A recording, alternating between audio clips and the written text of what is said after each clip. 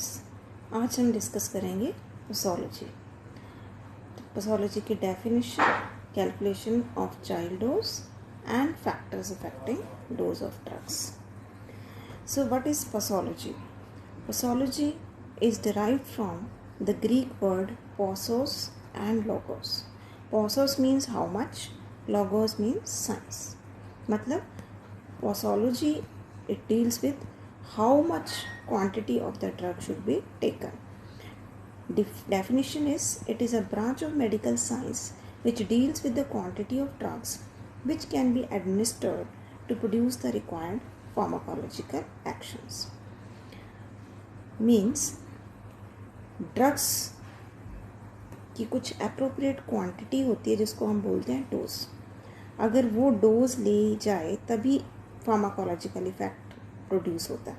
अगर उस क्वांटिटी से कम लिया जाए या ज़्यादा लिया जाए तो या तो फार्माकोलॉजिकल इफेक्ट प्रोड्यूस नहीं होगा या फिर टॉक्सिसिटी आ जाएगी। So there is an appropriate quantity of drug which should be administered to the patient to produce the required pharmacological actions. अब हम डिस्कस करेंगे चाइल्ड डोज कैसे कैलकुलेट करनी है एडल्ट डोज से। अगर हमें एडल्ट डोज गिवन है तो हम यंग्स रूल यूज़ कर सकते हैं to calculate child dose. Child dose is equal to age in years divided by age in years plus 12 into adult dose. So example लेते हैं। एडल्ट डोज गिवन है 60 milligram, child की age है 8 years. Then we will put this value in the formula. Age in years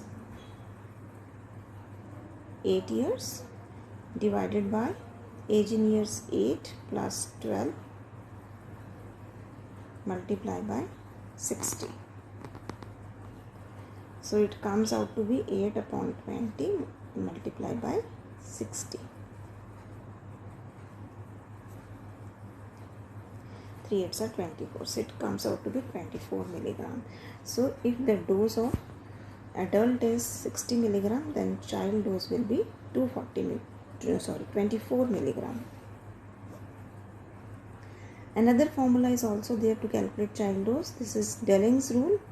According to Delling's rule, child dose is equal to age in years divided by 20 multiplied by adult dose. So we are taking the same example. Adult dose 60 milligram है, child की age है 8 years. तो अगर हम इसमें put करेंगे age in years 8 divided by 20 multiplied by 60 adult dose. So it again comes out to be 24 milligram. थोड़ी बहुत कम ज़्यादा हो सकती है, जैसे उसमें 24 है, इसमें 22 या 3 आएगी, पर दोनों फॉर्मूला से किसी से भी आप कैलकुलेट कर सकते हो चाइल्ड डोज। नेक्स्ट है चाइल्ड डोज कैलकुलेट करने का अनदर फॉर्मूला है। अगर चाइल्ड की एज नहीं पता, वेट पता है हमें, तो भी हम चाइल्ड डोज कैलकुलेट कर सकते हैं। Rather it is better method to calculate the child dose. So child का वेट है 25 kg एंड अडल्ट डोज है 60 mg। सो कैसे कैलकुलेट करेंगे? चाइल्ड का weight 25 divided by 70 multiply by adult dose 60 mg। तो जब इसको कैलकुलेट करेंगे it comes out to be 21 milligram. So this is the another method to calculate child dose from adult dose. Child की dose adult dose से calculate की जा सकती है by using surface area also. अगर हमें surface area पता है then this is the best method to calculate the child dose. Surface area of child multiply by 100 divided by surface area of adult. So ये जो dose आएगी this is percentage of adult dose. अगर ये आ जाती है 30, this means 30% of adult dose can be given to the child. तो ये सारे फॉर्मूलाज थे टू कैलकुलेट चाइल्ड डोज। अभी हम डिस्कस करेंगे factors affecting dose of drug. So बहुत सारे फैक्टर्स हैं जिससे डोज इफेक्ट होती है। डोज फिक्स्ड होती है। हमने देखा कि हमेशा हम देखते हैं कि फिक्स्ड डोज में ही ड्रग दी जाती है, जैसे कि 500 milligram paracetamol is given. So paracetamol की डोज 500 मिलीग्राम है, लेकिन कुछ केसेस में हमें डोज अल्टर करनी पड़ती है। ये जो 500 मिलीग्राम एडल्ट डोज है ये 70 kg वेट के अकॉर्डिंग ली गई है, लेकिन बहुत सारे फैक्टर्स हैं जो उस डोज को अफेक्ट करते हैं, हर ड्रग की डोज को अफेक्ट करते हैं। काफ़ी सारे फैक्टर्स हम डिस्कस करेंगे। पहला फैक्टर है age. So age is the major factor for determining the dose. जैसे हमने अभी देखा, चिल्ड्रन डोज हम डिफरेंट कैलकुलेट कर रहे हैं, adult dose is different. So age पे डोज बहुत इफ़ेक्ट करती है। इन एडिशन जो न्यू बॉर्न इन्फांट्स हैं या फिर जो एल्डरली पीपल हैं, अगर न्यू बॉर्न इन्फांट्स का केस देखा जाए, they are more sensitive to certain drugs, क्योंकि उनका जो हिपैटिक सिस्टम है, लीवर है, वो कम डेवलप होता है, इनमेच्योर होता है, तो उसमें जो मेटाबलाइजिंग एंजाइम्स हैं वो कम होंगे, जिसकी वजह से ड्रग इनएक्टिव नहीं हो पाएगी, मेटाबलाइज नहीं हो पाएगी। So the dose of the drug should be very small in this case. या फिर जो एल्डरली पेशेंट्स हैं, उनके भी कई बार लीवर या किडनी डिजीज़ होती है, जिस वजह से ड्रग एलिमिनेट नहीं हो पाती या मेटाबलाइज नहीं हो पाती।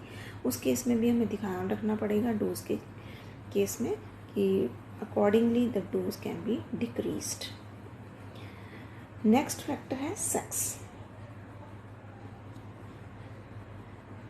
अब देखा गया है कि जनरली फीमेल्स में कम डोज की ज़रूरत होती है दैन मेल्स। रीज़न क्या है? फीमेल्स ज़्यादातर कम वेट की होती हैं, मोर रिस्पॉन्सिव होती हैं, they are during menstruation, pregnancy and lactation the drugs may be given carefully. Even some drugs are prohibited, they are not given during pregnancy and lactation, so doses must be taken care of depending upon the sex, means in female. तीसरा factor है presence of disease. अब ये देखा गया है कि disease condition में ज़्यादा डोज आप टॉलरेट कर सकते हो as compare to general condition. Another thing is, अगर हिपैटिक या रीनल डिजीज़ हो फिर डोज कम करनी पड़ती है, क्योंकि ये दोनों जो सिस्टम्स हैं, हिपैटिक सिस्टम और रीनल सिस्टम, ये ड्रग को मेटाबलाइज करते हैं, ड्रग को एलिमिनेट करते हैं बॉडी में से। अगर इन दोनों में कोई डिस्टर्बेंस आ जाती है तो ड्रग मेटाबलाइज एलिमिनेट नहीं होगी, जिसकी वजह से टॉक्सिसिटी हो जाएगी।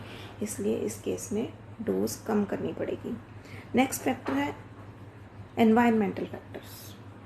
एनवायरमेंटल फैक्टर्स जैसे कि अल्कोहल है, अल्कोहल ज़्यादातर हम टॉलरेट कर सकते हैं कोल्ड एनवायरनमेंट्स में, सर्दियों में, as compare to summers.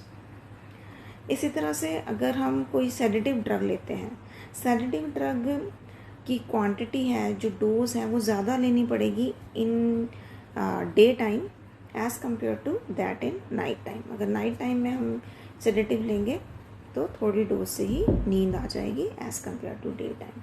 So the environment also affects the dose of drug. Another factor है इमोशनल फैक्टर्स। इमोशनल फैक्टर्स में हमने अभी पढ़ा कि फीमेल्स ज़्यादा सेंसिटिव होती हैं, ज़्यादा इमोशनल होती हैं, तो उनको less dose of drug is required. So dose depends upon the emotional factors also, mindset of the patient. Nervous patients जो होते हैं उनमें कम डोज से ही इफेक्ट आ जाता है as compared to other patients. Another factor है synergism. Synergism का मतलब होता है जब दो या दो से ज़्यादा ड्रग्स इकट्ठी दी जाती हैं और दोनों का सेम एक्शन होता है तो इफ़ेक्ट इंक्रीज़ हो जाएगा। तो इफ़ेक्ट इंक्रीज़ होता है, दो तरह से इंक्रीज़ हो सकता है, या एडिशन या पोटेंशिएशन। एडिशन मतलब होता है 1 + 1 2, मतलब अगर दो ड्रग्स सेम इफ़ेक्ट प्रोड्यूस करती हैं तो उनका इफ़ेक्ट जो है वो डबल हो जाएगा। लेकिन कई बार ऐसा होता है कि एक ड्रग दूसरी ड्रग की प्रेजेंस में उसका इफ़ेक्ट और इंक्रीज़ हो जाता है, मतलब 1 + 1 2 नहीं 3 होता है। इसको हम बोलते हैं पोटेंशिएशन। सो ऐसे केसेस में अगर ड्रग्स इकट्ठी देनी पड़ती हैं तो उनकी डोज हमें डिक्रीज़ करनी पड़ेगी, अदरवाइज टॉक्सिसिटी आ जाएगी। Another factor is habituation. Habituation का मतलब होता है हैबिट पड़ जाना, आदत पड़ जाना। तो कुछ ड्रग्स हैं, जैसे हमने पढ़ा होगा टी, कॉफ़ी, इनसे इनकी आदत पड़ जाती है, tobacco, chewing of betel nut, ये कुछ ड्रग्स हैं विच कॉज हैबिचुएशन। बट इसमें जो है साइकोलॉजिकल डिपेंडेंस है। साइकोलॉजिकल डिपेंडेंस मीन्स कि पेशेंट को या पर्सन को लगता है कि if he or she will not take tea or coffee then he or she will not feel well. Otherwise कोई फिज़िकल डिस्टर्बेंस नहीं है, कोई सिम्टम्स नहीं आते हैं, ओनली साइकोलॉजिकल डिपेंडेंस है। इंसान अपना काम प्रॉपरली कर पाता है, routine work, no physical dependence. और इसमें डोज भी सेम रहती है, डोज विद टाइम इंक्रीज नहीं होती, जितनी पहले लेता था उतनी ही लेता रहेगा पेशेंट, और इससे सोसाइटी में कोई इफेक्ट नहीं पड़ता। 8th factor is idiosyncrasy. Idiosyncrasy का मतलब होता है कि सब लोग सेम ड्रग के लिए सेम रिस्पॉन्स प्रोड्यूस नहीं करते, कुछ लोगों में एबनॉर्मल रिस्पॉन्स प्रोड्यूस होता है। कुछ ड्रग्स ऐसी होती हैं जो किसी पेशेंट को दे दी जाए कुछ एबनॉर्मल इफेक्ट आता है, बट सब में नहीं ऐसा होता। तो इसको हम इडियोसिंक्रेसी वर्ड यूज़ करते हैं, unusual reaction, abnormal reaction to a particular drug. जैसे कि एस्प्रिन है, अगर थोड़ी सी डोज दे दी जाए कुछ लोगों में गैस्ट्रिक हैमरेज कॉज कर देती है। इसी तरह क्विनीन है, रिंगिंग इन ईयर्स कॉज करती है इन स्मॉल डोजेस, लेकिन बाकी पेशेंट्स में ऐसा कुछ नहीं होता, just small number of patients. तो इसको हम इडियोसिंक्रेसी बोलते हैं। Next factor is body weight. 11th factor is body weight.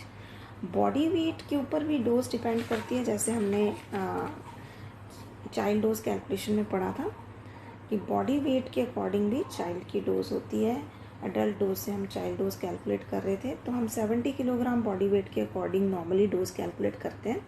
लेकिन अगर कोई बहुत ही मस्कुलर पर्सन है, बहुत हैवी पर्सन है, फैटी है, तो उसके लिए वो डोज कम होगी। जैसे उसका वेट अगर 100 kg है तो हम उसको 70 kg वाली डोज दे रहे हैं, तो वो उसके लिए इफ़ेक्ट प्रोड्यूस नहीं करेगी, उसके लिए हमें डोज इंक्रीज़ करनी पड़ेगी। इसी तरह अगर 45 kg का पेशेंट है, कुछ एडल्ट्स होते हैं जिनका वेट कम है, लीन पेशेंट्स हैं, 45 kg वेट है, तो उसको अगर हम 70 kg वेट वाली नॉर्मल डोज दे रहे हैं तो उसको टॉक्सिसिटी आ सकती है, उसे हमें डोज कम करनी पड़ेगी। Another factor is time of administration. किस टाइम हम डोज दे रहे हैं, दिस इज़ ऑल्सो इम्पॉर्टेंट। जैसे कि खाना खाने से पहले अगर डोज ली जाए, ड्रग ली जाए, तो वो ज़्यादा इफेक्ट प्रोड्यूस करेगी कुछ केसेस में। लेकिन अगर खाना खाने के बाद दी जाए तो ड्रग डाइल्यूट हो जाएगी, इफ़ेक्ट कम प्रोड्यूस होगा। बट कुछ केसेस में हमें खाना खाने के बाद ही ड्रग लेनी पड़ती है, बिकॉज अगर खाली पेट लेंगे इफ़ेक्ट ज़रूर ज़्यादा प्रोड्यूस होगा, लेकिन ये इरिटेशन कॉज करती है। Another factor is route of administration. Routes of administration कई सारे होते हैं। हम ओरली भी लेते हैं ड्रग, टॉपिकली मतलब स्किन पे भी लगा के यूज़ करते हैं ड्रग को, या फिर हम इंट्रावीनसली इंजेक्ट भी करते हैं drugs. There are many routes. तो हम जानते हैं कि अगर हम इंट्रावीनसली लें ड्रग तो वो डायरेक्टली ब्लड में जाती है, तो उस केस में हमारी डोज कम रहेगी। लेकिन अगर हम ओरली लेते हैं तो ओरली पहले ड्रग स्टमक में जाएगी, वहाँ से एब्जॉर्ब होगी, एब्जॉर्ब होके लीवर में जाएगी, वहाँ मेटाबोलाइज हो जाएगी, फिर साइट ऑफ एक्शन पे जाएगी।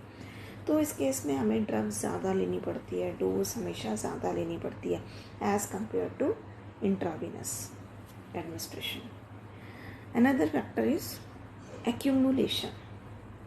एक्यूमुलेशन मतलब इकट्ठा होना। ड्रग कई बार हमारी बॉडी में इकट्ठा होना शुरू कर देती है। जैसे कि कोई ड्रग हम रिपीटेडली ले रहे हैं, लंबे समय से रिपीटेडली ले रहे हैं, तो उसमें क्या होता है, ड्रग एलिमिनेट तो होती रहती है, लेकिन थोड़ी थोड़ी एक्यूमुलेट भी होती रहती है बॉडी में। हमने पहले दिन डोज ली, थोड़ी सी बच गई, वो हमारी बॉडी में इकट्ठी होगी। सेकेंड डे ली, उसमें से भी थोड़ी सी बच गई। थोड़ी थोड़ी करते करते कई बार एक ऐसी स्टेज आ जाती है कि ड्रग काफ़ी इकट्ठी हो जाती है और वो टॉक्सिसिटी प्रोड्यूस करती है। ऐसे केस में हमें डोज डिक्रीज़ करनी पड़ेगी विद टाइम। सो जो ड्रग्स एक्यूमुलेशन कॉज करती हैं उन ड्रग्स की डोज हम विद टाइम डिक्रीज़ करते हैं।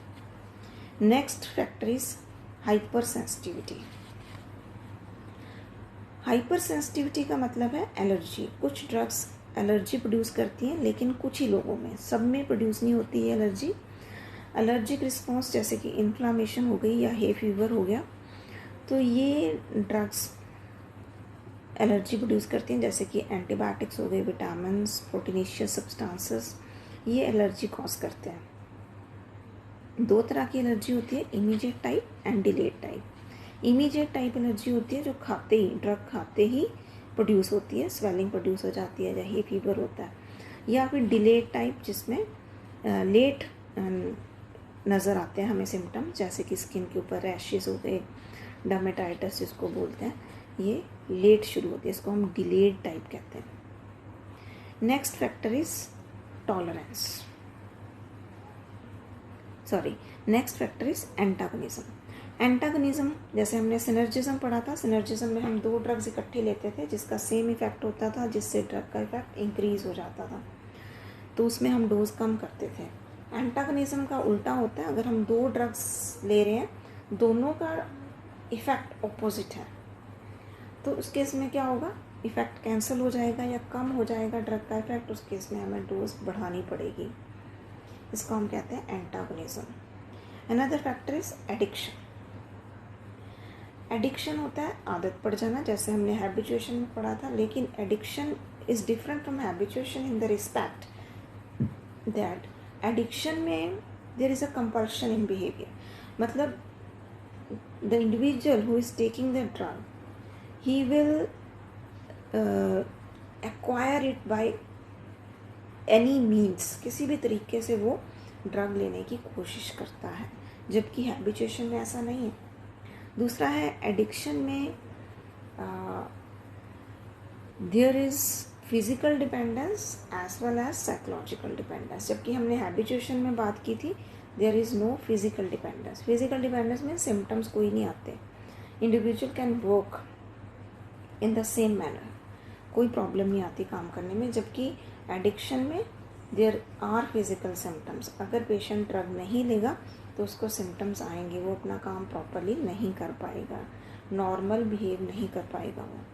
तो इसमें एडिक्शन में physical as well as psychological dependence है। अनदर थिंग इज इसमें डोज बढ़ानी पड़ती है विद टाइम, अगर उतनी ही डोज लेता रहेगा पेशेंट तो कोई सिम्टम्स नहीं आएंगे, पेशेंट को डोज बढ़ानी पड़ेगी, तो टाइम टू टाइम बढ़ती रहती है। जैसे कि अल्कोहल, जब अल्कोहल लेनी पर्सन शुरू करता है तो उसकी डोज काफ़ी कम लेता है, उसी से ही उसको सिम्टम्स आते हैं, लेकिन विद टाइम वो डोज इंक्रीज करता रहता है, तो इससे सोसाइटी को भी इफेक्ट पड़ता है as compare to habituation. Another factor is tolerance. अब टॉलरेंस का मतलब होता है जब कोई ड्रग काफ़ी देर से कोई पर्सन ले रहा है तो उसमें रिस्पॉन्स आना बंद हो जाता है। कोई भी ड्रग, काफ़ी सारी ड्रग्स हैं जो टॉलरेंस कॉज करती हैं, तो उस केस में डोज इंक्रीज़ करनी पड़ती है।